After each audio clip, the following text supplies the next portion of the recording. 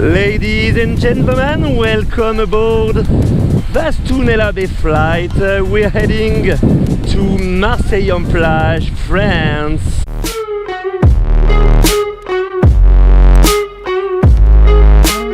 Donc là, j'enclenche mon saut, je regarde et je maintiens ma rotation.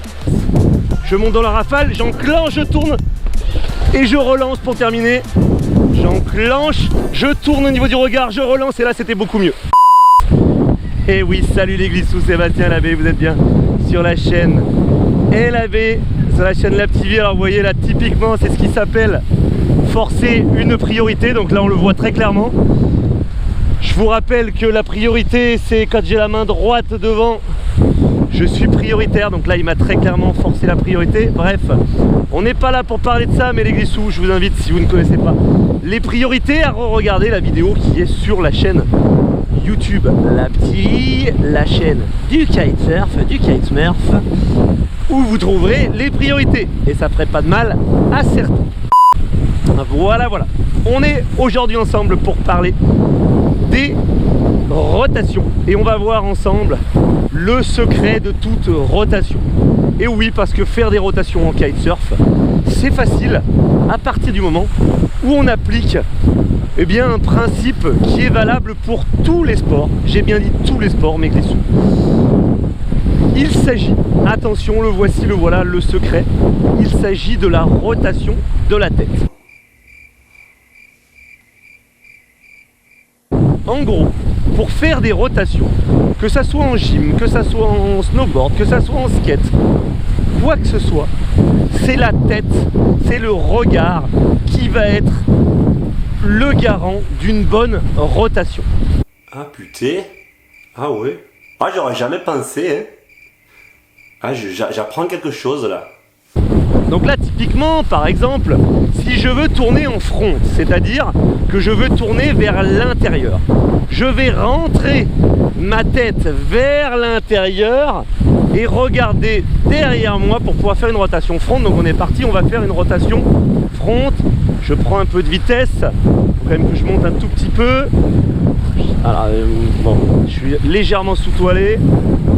Allez, on prend un peu de vitesse. Est-ce que je vais pouvoir sauter? Putain, j'ai pas d'air. Ah, décidément les glissous, ce vent, il est capricieux. Toujours rien. Pas grave, on va y arriver.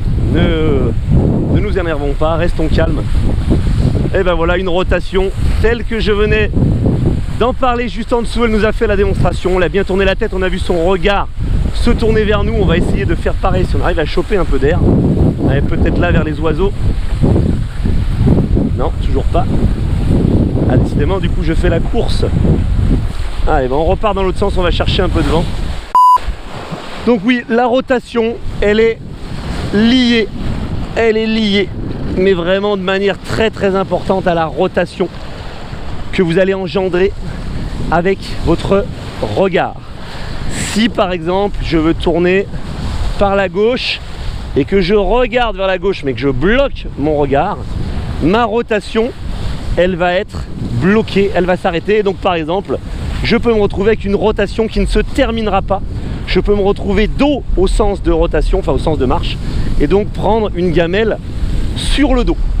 Donc pour pouvoir être sûr d'amener une rotation au bout, il va falloir qu'on l'accompagne en permanence avec le regard. Alors je cherche toujours un peu de vent, hein. Dès que j'ai un petit peu de vent, on enclenchera une rotation, mais c'est vraiment votre regard qui va être important. On parle donc, pour pouvoir terminer une rotation, de l'importance du regard, mais ça va être aussi très important pour la surrotation. C'est-à-dire que si vous partez en rotation, on part en rotation front, en rotation back, et qu'on continue à regarder au loin avec son regard. Donc si je veux aller là et que je continue à regarder ici, et bien là, forcément, qu'est-ce qui va se passer? Je vais partir en surrotation. Et ça, c'est pas ce qu'on veut non plus, parce que ça fait des petites gamelles pas très sympathiques. Il y a un petit courant d'air ici, on va essayer d'aller virer là, un petit down loop en front. On reprend de la vitesse, on débrisse ses lignes, on se remet en toe side, un petit loop à l'arrière pour reprendre de la puissance, et donc on va faire une rotation là vers l'avant, vers l'intérieur, donc un front. Donc là, j'enclenche mon saut, je regarde et je maintiens ma rotation. J'enclenche mon saut, je regarde et je maintiens ma rotation. Donc là, je manque très clairement d'air. On va essayer de s'en refaire une avec un peu plus d'air, mais vous avez vu que la rotation, c'est ma tête qui l'a enclenché et que c'est mon regard qui l'a terminé quand ma tête s'est fixée en fin de rotation. On réessaye. Allez, petite rafale. Yes. Je monte dans la rafale, j'enclenche, je tourne et je relance pour terminer. Je manque cruellement de vent, mais j'espère qu'au niveau de la caméra, on repère ce mouvement de tête qui enclenche la rotation et qui la termine. On va essayer d'avoir peut-être un peu plus d'air, peut-être ici avec un peu plus de hauteur. Alors je suis en 8 mètres et c'est vrai que le vent est assez incertain aujourd'hui. Putain non, j'ai vraiment pas d'air. Allez, peut-être ici, dans cette petite rafalette. Allez, on monte, donc le saut. J'enclenche, je tourne au niveau du regard, je relance et là c'était beaucoup mieux. Je tourne au niveau du regard, je relance et là c'était beaucoup mieux. Mais par contre je manque de hauteur, donc vous voyez que je suis très très court dans ma rotation. Alors, vous allez me dire, est-ce que ce concept est valable quel que soit l'angle du corps? Parce que là on est sur de la rotation verticale. On est sur de la rotation où en gros l'axe du corps reste sous le kite, mais qu'en est-il si on engage des rotations dans un axe horizontal avec par exemple le corps à plat, donc par exemple le S-bend à base de Riley sur lequel on va poser une rotation? Eh bien c'est encore plus primordial, puisque autant sur la rotation aile haute, vous allez pouvoir au niveau de l'impulsion avec votre pop vraiment enclencher la rotation, et donc le regard ne va servir qu'à accompagner cette rotation. Autant sur un plan horizontal, sur un S-bend ou des choses de ce type-là, la rotation elle est différée, c'est-à-dire que vous enclenchez d'abord votre Riley, votre mouvement à l'horizontale, et une fois à l'horizontale, vous enclenchez votre rotation. Et donc là, dans ce cas de figure précis, eh bien, tourner le regard et maintenir un regard dans le sens de rotation va être plus que crucial, ça va être primordial et c'est ça qui va être gage de la réussite de la rotation. Alors ce que je vous propose, c'est qu'on revienne plus tard dans une autre vidéo sur front loop, front roll, back loop, back roll, quelles sont les différences, parce que voilà, tout le monde s'y perd. J'ai fait un back loop, j'ai fait un back roll, j'ai fait un front loop, j'ai fait un front roll, personne ne sait de quoi il s'agit. Et bah écoutez, si jamais le vent reforcit dans la session, je vous ferai une vidéo front loop, front roll, back roll, pour qu'on sache définitivement quelle est la différence, qu'est-ce qu'un back loop, qu'est-ce qu'un back roll, etc., etc.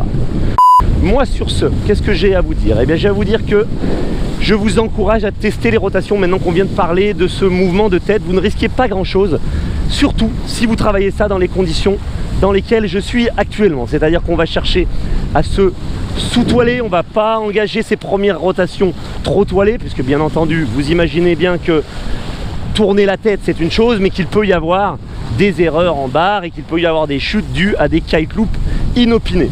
Donc pour travailler ces premières rotations, on va choisir un moment où le vent n'est pas trop fort, entre 15 et 25 nœuds, c'est très bien. Et on va donc choisir une toile qui nous sous-toile légèrement dans ce vent de 15 à 25 nœuds. Donc là, moi typiquement, on est aux alentours des 20 nœuds.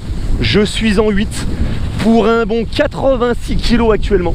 Alors, il y en a qui ont remarqué dans les dernières vidéos Red Bull que j'ai peut-être bu un peu trop de Red Bull et un peu trop de Coca cet été. Et oui, le manque de vent, la déprime. Je me suis réfugié dans le sucre. Et effectivement, mon poids de forme étant de 74 kg, je suis à 85-86 kg. Je suis en surpoids les glissous. Donc on va parler très bientôt sur la chaîne de préparation physique, de nutrition, d'entraînement, d'échauffement, etc. etc. J'espère que vous êtes chaud parce que là on va devenir de vrais sportifs, ça va être sérieux. Sur ce, avec des sous, moi je vous dis, life is the beach, alors on se prend pas la tête, on en profite. Bombardez-moi cette vidéo de likes, bombardez-moi cette vidéo de commentaires si le concept vous plaît toujours. Puis écoutez, là j'ai un petit coup de vent là, je sais pas, on va peut-être finir. Est-ce qu'on peut peut-être pas finir sur un petit F16, donc qui est une rotation des hookés. On va voir ça. J'ai pas l'impression que ça marche. Et non, on va pas y arriver. Bon, bah écoutez, on se quitte avec cette belle image de rotation de Pierre en 15 mètres juste en dessous de moi. Je suis en 8 mètres, il est en 15 mètres, tout va bien. Voilà mes glissous, life is the beach, on se prend pas la tête, on en profite. À très vite. Ciao, bye bye. Bisous.